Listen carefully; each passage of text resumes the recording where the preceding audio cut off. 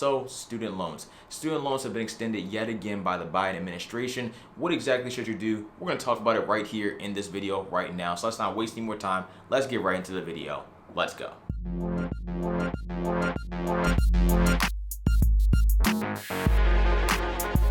It's your boy Dollar Mike back at it again with another video. If you guys don't know what I do here on YouTube, I pretty much make videos going over personal finance topics. So today we're going to be talking about student loans, but in general, what you can expect from me is saving your money, investing your money, budgeting, credit cards, all that kind of good stuff. But student loans is just an extra topic that we're all dealing with right now, or most millions of people are dealing with right now. So I thought it'd be another topic to talk about on today's video. I mentioned it in previous videos and we're going to talk about it again today. So like I said before, what should you actually do? Let's talk about student loans for a little bit. Student loan payments have been on pause since the beginning of the pandemic, about March of 2020, under the Trump administration, and now it is under the Biden administration, where we are still receiving student loan payment extensions where we don't have to make any payments at all, and we also don't have to take on any extra interest for simply holding on to our student loans at all as well. So that is nice for the people that do have to pay for their student loans, like myself. Currently I have about $30,000 in student loan debt, and I've only made about one payment since the actual pandemic started. But this pause is saving millions of Americans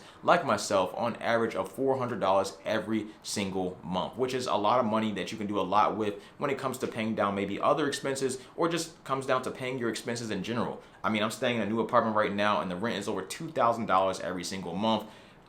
Yeah, it's pretty expensive pretty much wherever you are. And personally for me, I'm in the DC, Maryland, Virginia area, so it's pretty expensive around here. I don't know where you live at. Obviously, it's cheaper where you could be, but for right here for me, it's pretty expensive. Regardless, though, you're saving nearly $400 every single month by simply not making those average student loan payments. 37 million Americans have not made a single penny payment towards the student loan payment since it's been paused, which is absolutely insane. And honestly, I can completely understand that. And if you don't have the extra money and you got to put it towards something else, that's completely fine because it's paused. We don't have to worry about it. But overall, what should you actually do? Because I honestly don't know if some of these people are going to pay this student loan back at all anyway. I'm personally going to pay mine back, but I don't know about other people, and I don't want people to go down the route where they do want to pay it back, but they didn't set themselves up early enough to start making payments when we do have to start making payments again. So that's why I'm making this video for pretty much everybody. I always try to advocate here on the channel to make sure you're paying off your debts, but on top of paying off your debts, do not rely on the federal government to solve your problems. It can be easy to do that, especially considering that that's what they promised. That was a campaign promise that they had made to maybe pay off $10,000, $20,000, $50,000, maybe all of the student loan debt, the whole $2 trillion of it, I believe.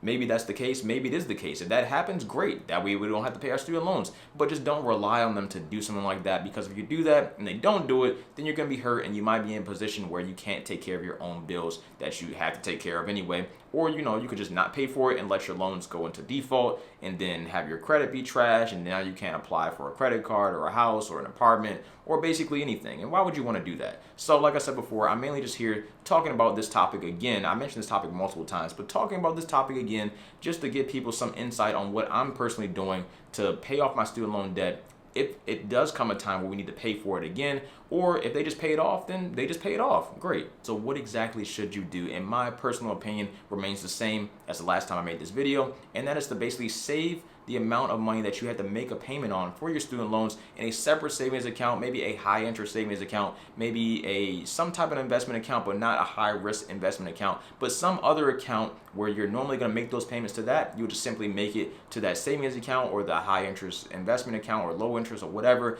And then if we have to pay for the student loans when the extension finally expires, possibly August 31st, so September of this year, then you already have that money sitting in the side in a nice lump sum that you can go ahead and put on your student loan if you want to do that. Or September of 2022 will come around and they'll do another extension, or September of 2022 will come around and they'll completely wipe us clean with student loan debt. You don't have to worry about it. And that way you have all the money that you saved up for the payments that you were going to make anyway already saved up. So now you can use that money for whatever you want to use. Maybe to pay off some other debts. Maybe you already have all your debt paid off and you can just use it to buy whatever you want to buy because it's your money, so do whatever you want. Last time I checked, before the pandemic began, my student loan payments were about $300 every single month. So in my personal opinion, what I'm going to do is save what I've been doing for months now, pretty much save that $300 a month in a separate savings account. And then, like I said before, if it comes to it, I have to pay it, then I pay it with the big lump sum that I'll have at the end of it. If I don't have to pay it, then I don't have to pay it. That's simple. On top of that, where should you actually save it? My personal favorite savings account right now is Yada Savings. It's a great way to save your money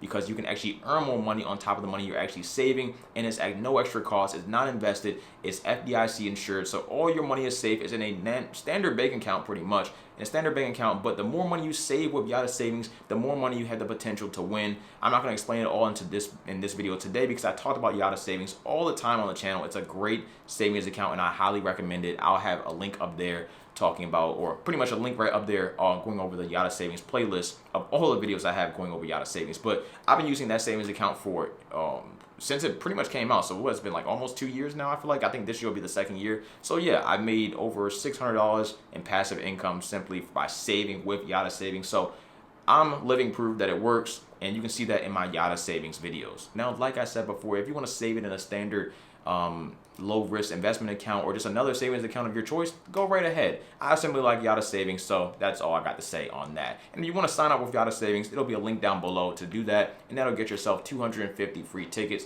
and you would understand that more if you watch the Yada Savings video, so definitely check those videos out. All in all, this video should be a pretty quick video. I'm going over what I already talked about before, but I just thought I'd mention it again just because we got another extension. And pretty much, I'm just saying, take advantage of the opportunity that's given to you right now. We don't know if something like this will ever happen again.